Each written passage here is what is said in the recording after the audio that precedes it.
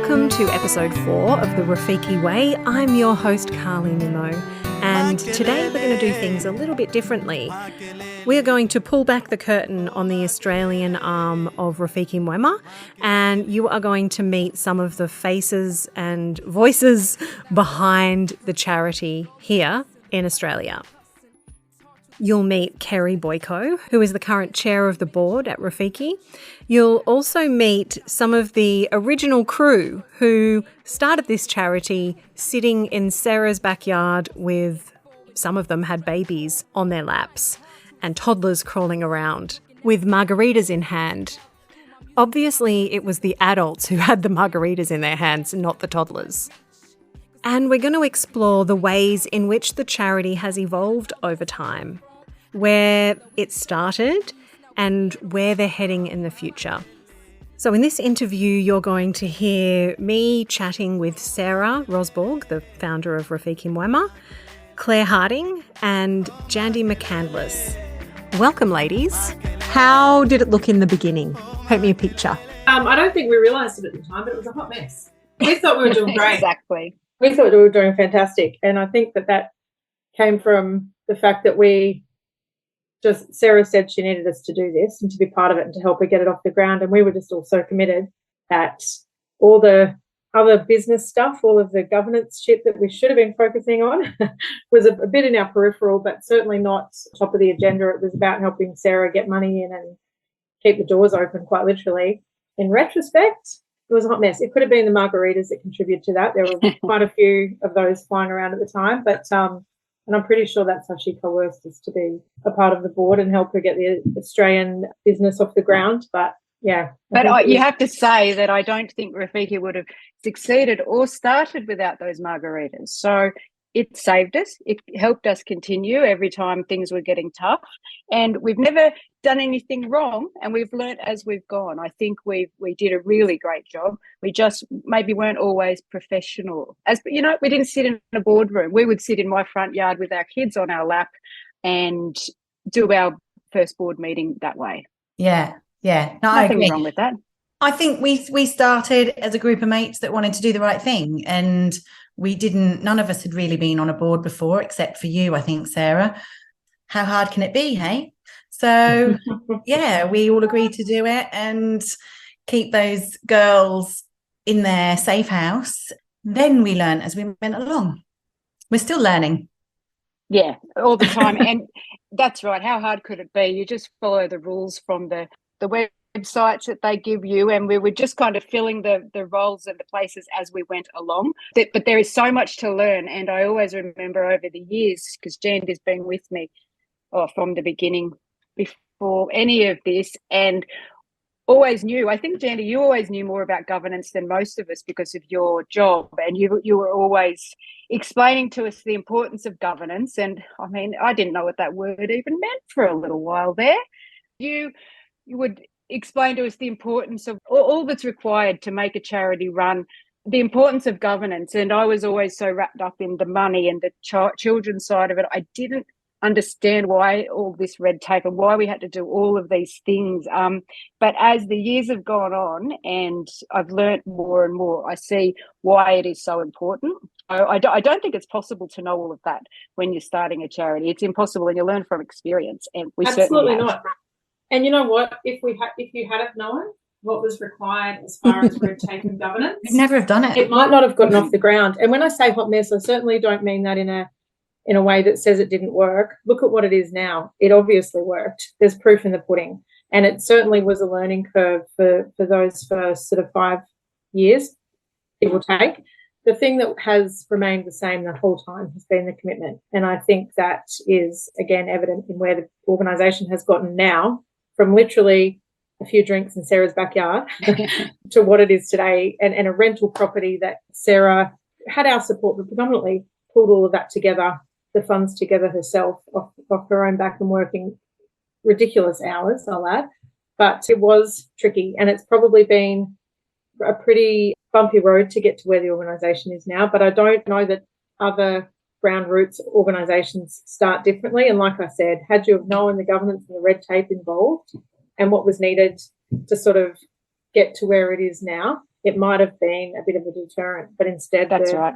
The passion and the commitment are what birthed the organisation to start with, and the rest of it's just been picked up as it's gone along. And it's remained a registered organisation. There's never been any impact from the way that we started things, or the way that how it got to where it is. So it was all very much above board. It was just messy in that none of us really knew what we were in for, and we dove in head first. And initially we dove in to support Sarah, and then and the organisation, obviously we knew what it was doing, but the more you got to know and the more you heard and you were so connected to it, it's something, as you know, Carly, because you've been involved in watching Sarah's adventure through Rafiki this whole time, it's something that you can't walk away from. So yeah. And so what's changed since those early days? Governance, a whole lot more governance. Yeah. All of us have learnt a whole lot more, I believe. What hasn't changed is the core members, which is really exciting to me, which is Claire, Jandy and Nikki. We started it, and that's really exciting. That hasn't changed. And then there's been other people that have come along the way, Victoria and Colin. Those people have always stuck around, which is really exciting. But the governance and learning so much along the way, you can't help but learn. The patience of everyone.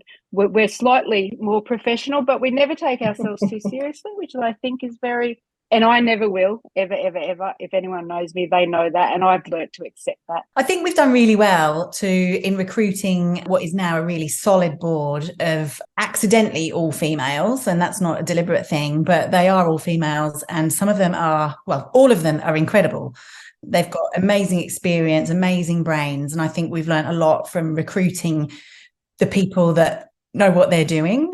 So it's great. Obviously, it's still great to have the core, Jandy, Claire, Nikki, on the board, and because we've got all that history, we know Sarah, we know Rafiki, we know some of the children. We were there at the beginning, but we didn't have that missing. There was that missing element, which I think we've now plugged really well.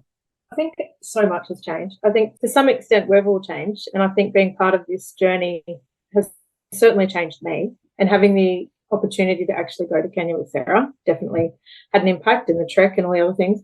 But it went from being a rental house that was about to shut the doors that housed 15 girls to a fucking big, massive block of land that does so much more than just the therapy and saving these girls from the high risk of living out in the community and living with their family if the perpetrator lives nearby. Now it is a house that young girls have their own safe home on this block of land, with even another smaller house for the transition into the big family. The big girls have a house. One of the girls who has significant cognitive issues, she has her own property on the site so that she can have the kind of care she needs. Then there's the boys. Then there's sporting programs, a farm, a school, Rafiki social, and that is significant growth in that period of time. So a lot has changed. It's happened really quickly. I think, Sarah, you're right. You're never going to take yourself too seriously. And I think if you did, this is already such a serious business, what you do. And to take all that trauma and be supporting that, you have to have something outside of that where you just flip off and you're not serious about stuff. So that's a coping mechanism. It is. I really think it is a coping mechanism. I've just realised that, because the more stressed I get, the more of a smart ass I turn into. I've just realised that as well. Wow. We could have told you that a long time ago. Well, why didn't you? I get off every meeting going, I wish I didn't carry on like that. But now I know why. To be able to communicate it to other people, you have to be able to dampen it down a little bit, because otherwise you're going to scare the living daylights out of people. And to get the message across, I think we have to be very kind of matter of fact about some things. And it's kind of putting those walls up to, protect us, to protect other people, get the message across. I think also as much as the organisations and the people that work with it have changed, obviously there's a bit of an army now, where it was just our small little troop previously, and it has a corporate element now, which you have to have when you're trying to raise as much money as the organisation raises and does the serious business on the ground in Kenya. But one thing that hasn't changed is how raw Sarah is about it, I think. And just recently we're at an event, the first one since COVID closed down, and after all the time Sarah has spoken at events and talked about the organisation, the work they do, and what happens on the ground in Kenya, that hasn't changed. It's not just raw in that she's just telling the truth. She's not sugarcoating anything for anyone, but it's raw in that you see how much it has actually, it is Sarah. Like, she kind of embodies it now. And I think that seeing her recently after so many years of doing this and having a break during COVID, seeing her stand up and talk about Rafiki, and just the passion just fucking falls out of her. She doesn't have a way to stop it. I don't know. There's just something about that is very, very different to what you see when you see another CEO from another organisation talk. So as much as things have changed, and with growth comes a whole lot of other red tape, as Sarah calls it, and governance and reporting and all sorts of shit, what has stayed the same has been, which is like the soul of it, and it just comes out. And I think it was a really good reminder recently, and I've taken a bit of a hiatus from the board for a little while I try and study and work full time and stuff. But after that event, I was just so excited about finishing uni this year, woohoo, in a few weeks. Yes. And hoping to be able to have some capacity to be part of that again, because it just so raw and real, and you just know it means something. Well, and you've been to Kenya, Jandy, so you've been my mate forever, but you have followed all of my charity work, which is about 17 years now. So you've heard me talk about Kenya forever. And I'm sure you get sick of it because it's all I talk about, all Lovisa or Jandy. I mean, there's 3 subjects in my life. What was it like for you when you went to Kenya? Was it different to what I had told you about all these years? And I mean, it's hard to really explain it, isn't it? But how did you go? I actually, when we got to the farm, I was expecting to be, I hope this doesn't come across the wrong way. I was expecting to be heartbroken and to really see the trauma and to really experience some of the emotional stories that I've seen Sarah stand up in front of crowds and share. And even when she's just reached out to Claire and me and Nikki and the other close network, you just feel it because of how she is so open and honest about what's happening. But it was just fucking incredible. Like, so many smiles. Everyone was just so kind to one another, happy, worked together. I can't explain it. It was just completely different to how I expected. So inspirational. And I hate that word, and I know Sarah hates it even more than I do, but it just, and it wasn't just like going, oh, if they could be happy. It was just inspirational, that knowing all the trauma behind it, I didn't expect it to be that happy and that happy, exactly, and that functional. Many trauma brains living in one vicinity. I'm thinking this is going to be a fucking hot mess. I lived with three teenagers when I went over there, and that was enough. But this was a completely different experience. And like the commitment to school and loving swimming, it was phenomenal. Going out to the streets and visiting some of the kids that Sarah had worked with in outreach was another story. That was a very different feeling and experience. Yeah, but I wasn't expecting what I encountered, and it was just incredible. It's kind of how Constance put it as well when we spoke to her. She was saying she has travelled around the world and, been everywhere, but when she went to the farm, it was a very different feeling to what she was expecting it to be. You don't want to leave. Yeah. You really don't want to leave. I remember when Sarah and I were on our way to the airport and coming home, we were like, okay, so when Lavissa's 10, she can come and live, let's go and live in Kenya. We'll live there for 6 months. We'll come home and work for 6 months, put money in the bank, and we'll go back. And we're dead serious. And I was dead serious. And it still might even be on my cards. But you just got to speak to the husbands. You really want to be part of it. It's just a family, and it's exciting because who is coming soon? Miss Harding. Claire has been with us since she started it. So she's been with us for, is it 10 years? I thought, you'd say 10 years. And never, I've been asking everyone, come on, are you coming this year? No, because she's too busy with everything she has going on. But you said yes this year. I'm thrilled. I can't wait. And it's really good to hear you talk like that, Jandy, because I don't really know what to expect. I'm a little bit anxious. I can't wait to meet those kids. Yes, I would love to hear what you think it's going to be like now, and then we'll ask you when we come back if it was anything like that. Like, I wonder if you think it will be sad, like Jenny thought, but then when you get there, it'll just be overwhelmingly happy. And I just can't wait. Yeah, no, I haven't thought that it would be sad. because I guess, I've spoken to you when you've been there, and we've FaceTimed when you've been there, and I've heard all the screaming and squealing next door and all the happy faces, and, talking to the boys, they're always so happy and positive. And I think that's what I'm hoping to get out of it. Despite everything that these kids have been through, they are still so happy and positive. I think the feeding program, I really want to experience that. I want to go to the streets and see the work that we do there, because I think what we do there is incredible. The fact that we feed 100 kids every day, but we don't just feed them now, we're educating them, and we're giving them a hot wash and some clean clothes, and safety while we're there is when they sleep, by the looks of some of the photos that I see. So I think, I'm not sure what to expect there. You can expect that you do exactly what I do and probably cry. You'll get a little bit high from the glue that's around you, and it's very emotional. But you understand that Jandy has a lot of energy. So when Jandy came, she did disco parties for the girls next door. Like, she doesn't stop. They're going to think that you're just the same as Auntie Jay. So I was about to say, please do a dance circle for me, and the girls will have to take a turn and dance in the middle, because that was probably the funnest night there. Oh my gosh. And you know what was really funny? I was really concerned about feeling safe. I don't know what it was, but going to Kenya, I was like, am I going to feel safe? Apart from the fucking flight, when the pilot said, cabin crew prepare to die. But that's what I heard. They said cabin crew be seated, but it was extreme turbulence. And I'm like, we're going to die. It was so bad. Sarah went and had a talk. The cabin crew said, can you please tell the pilot not to talk like that again? They just freaked my friend out. I seriously heard cabin crew prepare to die. Anyway. And I said, if that girl's looking at you, can you always just smile? Because she's watching your face. At the time. And if she's watching your face and you have a worried look, she's going to rip my arm off. So please always smile at her.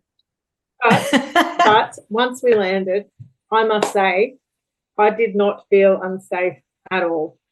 And one night we were walking with two of the boys from Outreach who were now living independently, and it was like 6 or 7 o'clock. It was dark in the street. We were in the slum. It wasn't like it was in Nairobi, and I did not even think a thing of it. And then we finally got in the car with the driver, and the boys came and took us to the driver that was meeting us. He was like, you guys are crazy. Like, what are you doing out? What are you fucking looking? I'm like, oh my God, Sarah. I did not feel unsafe the entire time. And even when we went to, with Shira to the slums to drop off a rug, because all we wanted for his new house was a bloody rug. Yeah, I just didn't feel unsafe. And in retrospect, I am a bit concerned about that. But Jandy, you know I'm a street fighter. I think that's why you weren't worried. You were thinking way back to the teenage years. Do you want me to tell some of those stories? No? Okay. No, I'm just saying, you know how skilled I am at protecting people. Constance said the same thing, Claire, that she was really kind of a bit afraid heading in, but as soon as she landed, it was all good. Yeah. Jimmy will be there waiting for us. It'll be absolutely fun. He'll probably be late. Can't wait to see him. But no, it'd be interesting to ask all the same questions again in a couple of months. Yeah, totally. We should do that. Claire, as a business owner and a mum, why did you get involved? You've obviously got like a lot on your plate already. What made you go, oh yeah, I'll do this? And then continue to do it, not just say, yeah, I'll do this, but still be there a decade later. Yeah. And on top of that, if I can add in, we have the Rafiki and Wemmer office in the Barefruit office, which they give us at a discount. They also sponsor our SEO and donate on top of that. And Claire donates her time as well with everything going on. So there's a whole lot more than just that. So why do you? Yeah, why?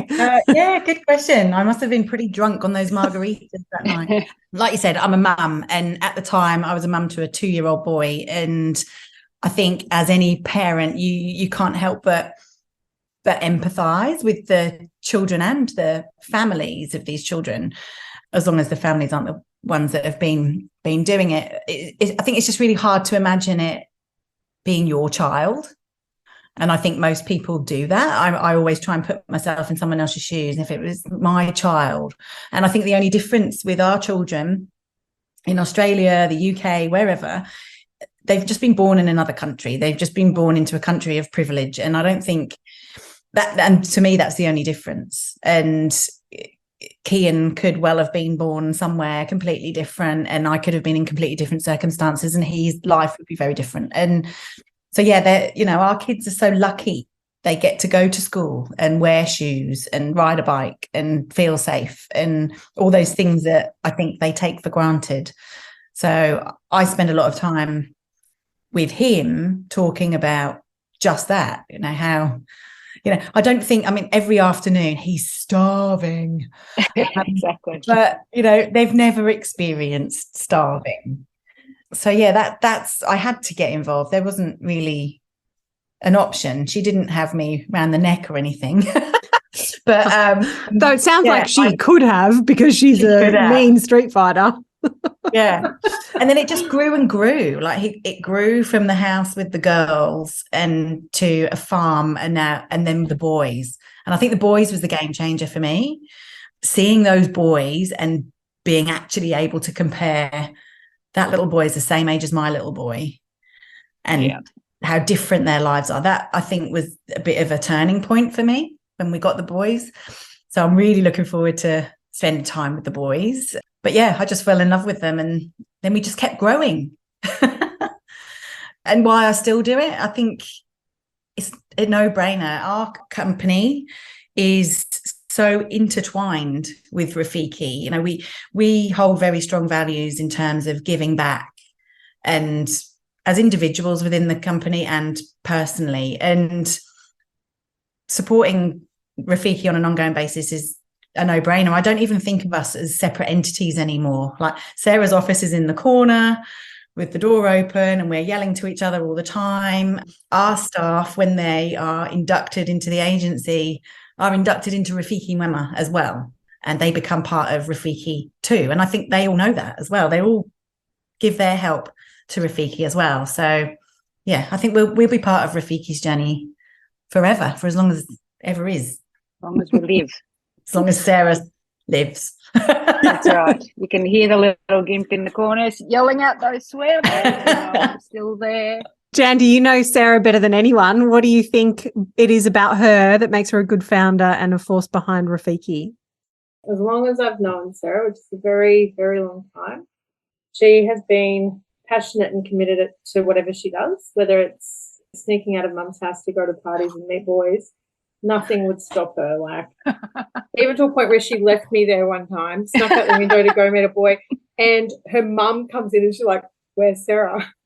I'm like, I think she's hanging out some washing. I don't know, Sue. I'm so sorry. Do you want to say hi to Sue? Hi, Sue. But yeah, as long as I've known, but she's obviously committed to having a bit of fun, but she has just committed to her morals, her ethics, her beliefs.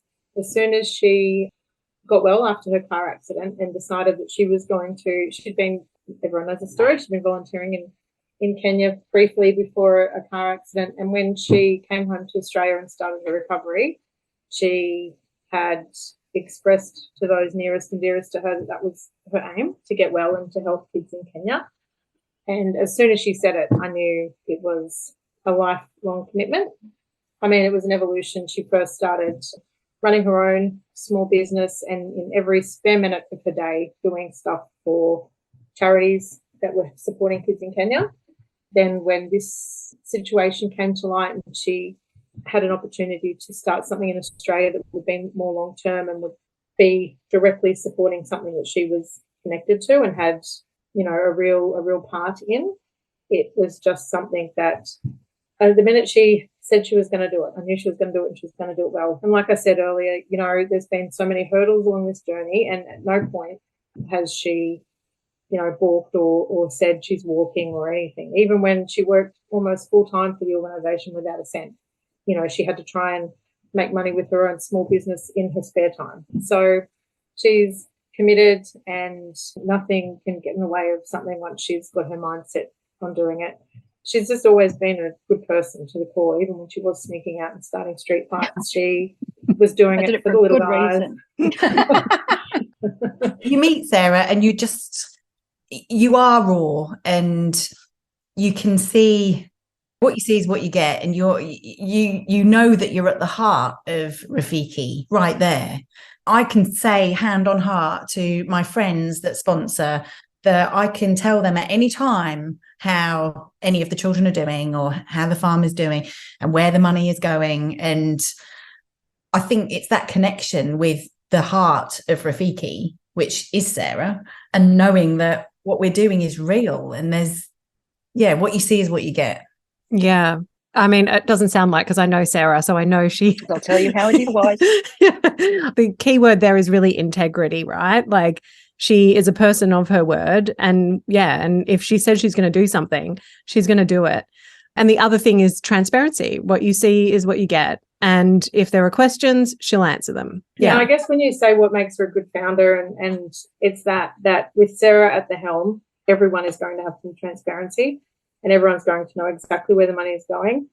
There has been plenty of times where we've said, Sarah, you need an income, and she pushes back and all sorts of things. So she's certainly transparent, if nothing else.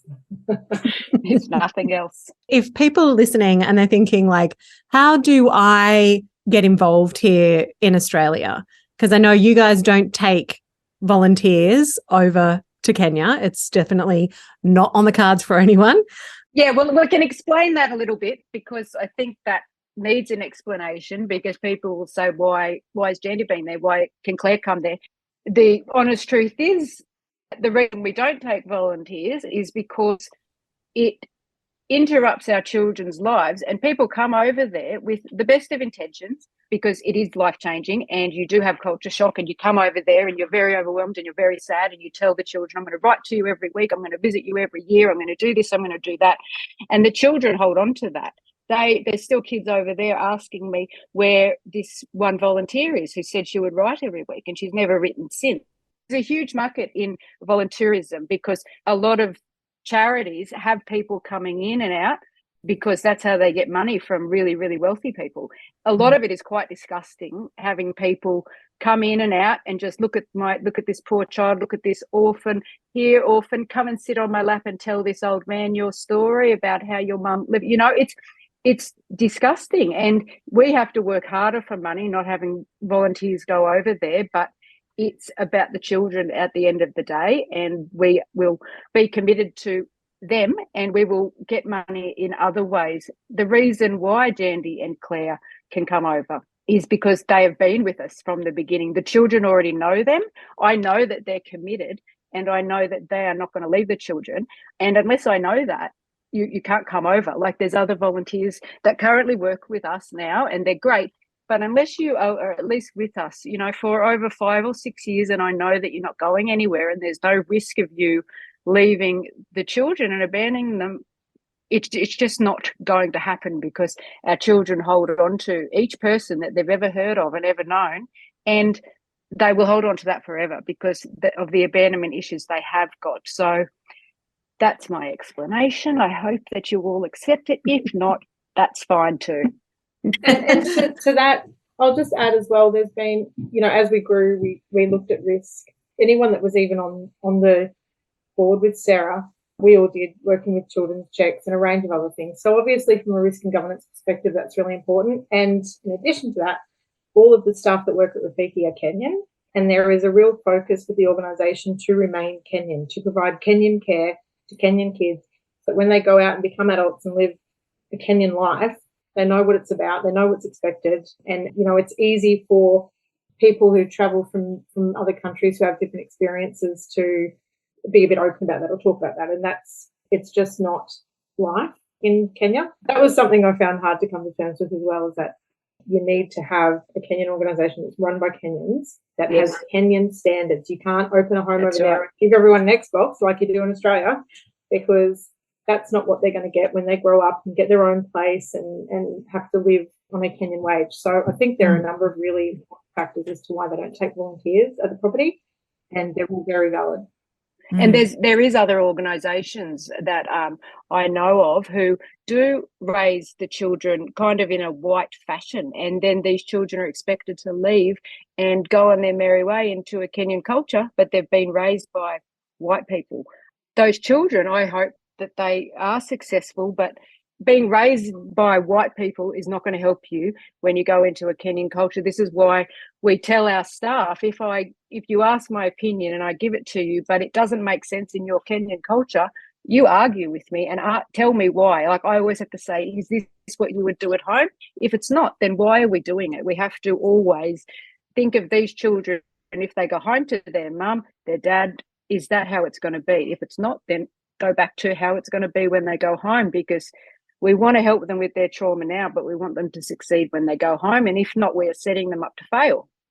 And what's the point of any of it? We want them to be okay forever. Mm. And in terms of how people can help, I always say everything helps. There's so much thought with people that, I can't do enough and I can only do a little bit. But if everyone did a little bit, if all of our followers on Facebook gave us $1, it would solve the running cost problems for the next month. So everybody can do something, and it doesn't matter how small, because all of those small things together create something really big. And sponsor a child. It's $50 a month, which is a couple of coffees a week, if that. People don't think about, walking into a bottle shop and dropping that on a couple of bottles of wine. It's What are you saying, Claire? Cheers. And also, and that's right, because I hear a lot of people who don't give because they get embarrassed to give $5 and they think, I'm not going to bother doing that. But we've seen, like, what happened with Constance's fundraiser. So many people gave a small amount, and look what happened. Like, nothing is too small. Don't think that one share of our Facebook post is not enough, so you don't bother doing it. You never know who's going to see that. You never know how many people will give $5 or $1 or whatever. Just do one thing. It can be small, but it will make change. Yeah, you're so right. I remember when we did that fundraiser, reading all of the comments and mothers saying, I'm a single mum, I'm working 5 jobs, I've got 3 kids, I've got $5. You can have that, and when I get paid, I'll give you some more. And it was mostly small donations. Totally. Absolutely. I was talking to Sarah earlier this week about, if you commit to $10 a month, but you get 10 of your friends to commit to $10 a month as well, that's a lot of money. Yes. And that is so easy. Like, how many people do you talk to that you can actually spend time telling the story, get them on board? 10 people. That's in a month period. Just give yourself a challenge. I'm going to sign up $10 a month, and I'm going to find 10 other people that hand on heart will sign up as well. That's my goal. That is I love a big that idea. difference. Yeah. I've got it for the marketing meeting on Friday. I love it. Having said all of that, we need corporate sponsors is what we need. We need big cash. Some big dollars from Australian organisations, people that want to make a difference in Kenya, because with that kind of support behind us, we can do incredible things. We're already doing incredible things, but we're also chasing our tail every month. And last week, I don't know how the situation is at the moment, but last week we had less than 1 month's running costs in the bank, and it's a worry.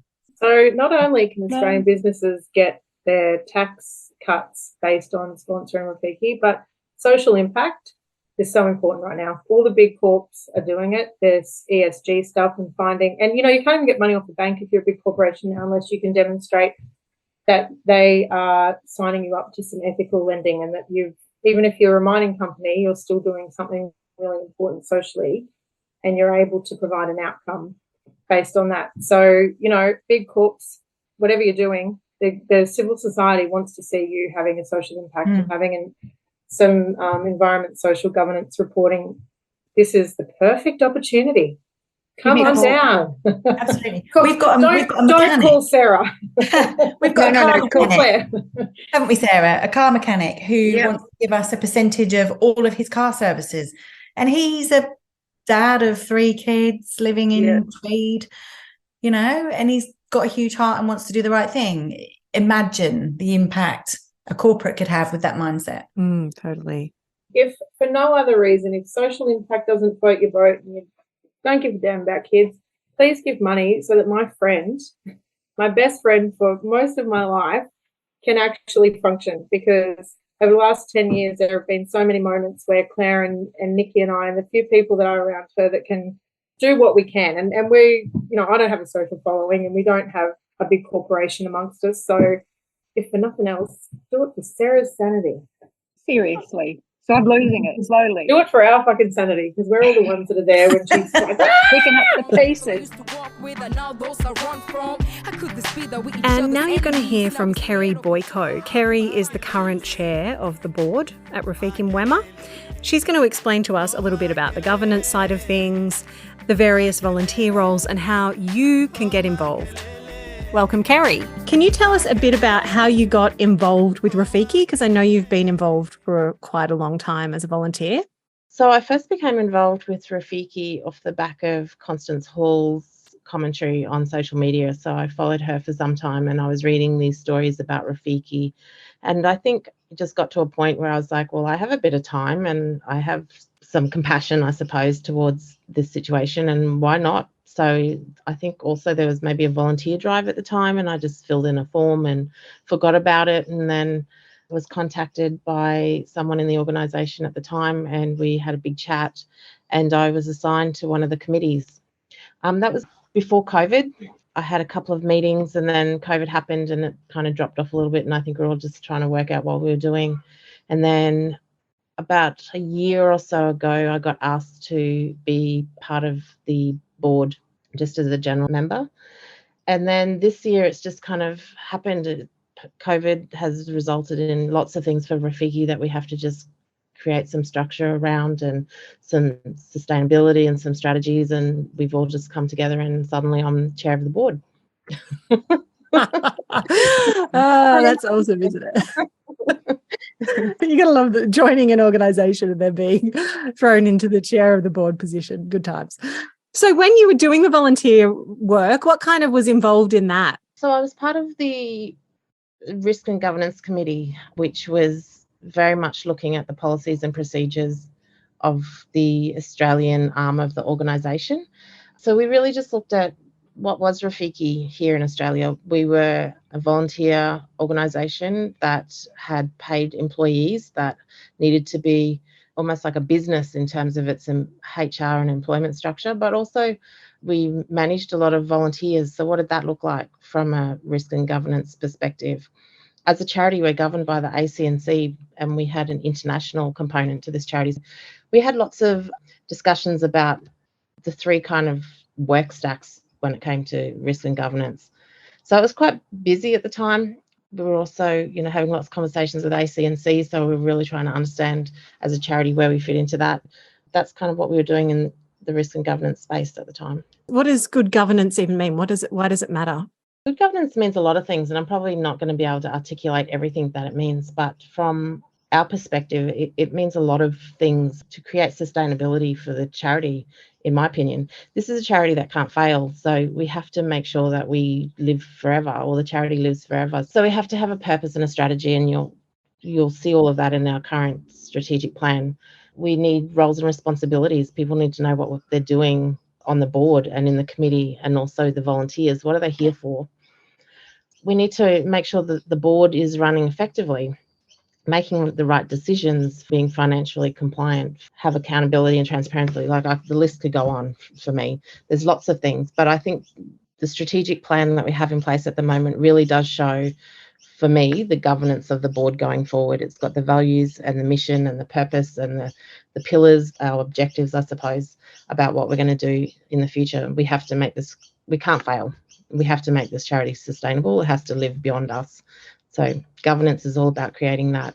What does the Australian arm look like? So currently we have a board which is made up, as a normal board is, I suppose, a chair, a secretary, a treasurer, some general committee members.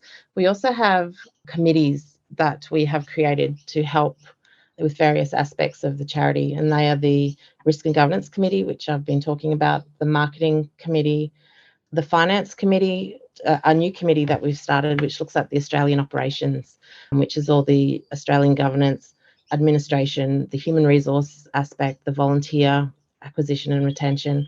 We also have a committee that looks after the canyon relations, because they're also part of our charities, so we need to ensure that we're taking care of that.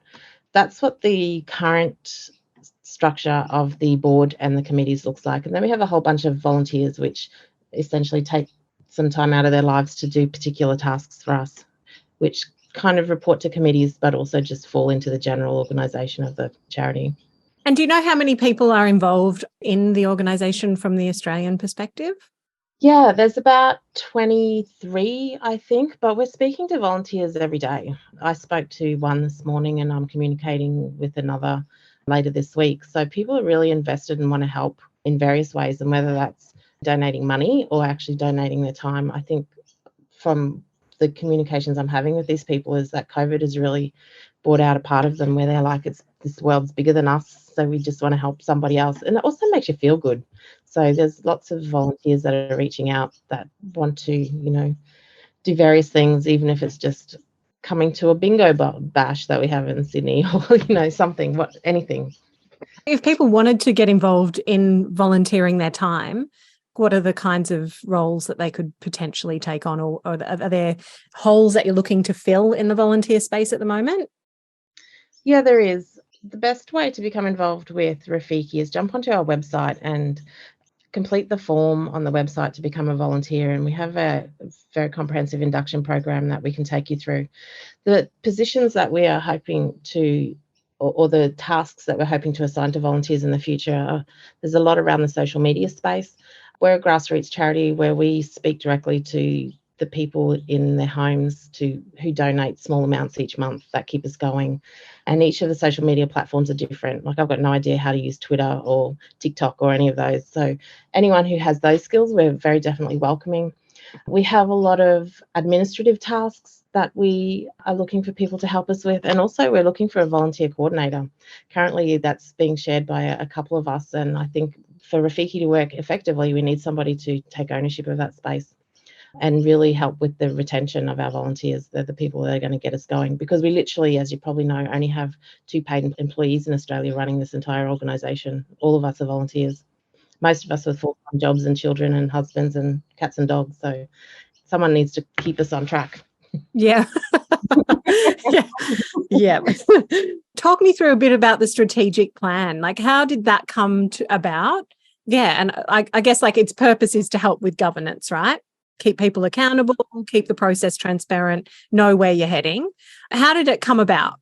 So the strategic plan was probably about a 6-month journey, and it came about as a result of about half a dozen of the board members coming together earlier this year to meet for the first time for all of us.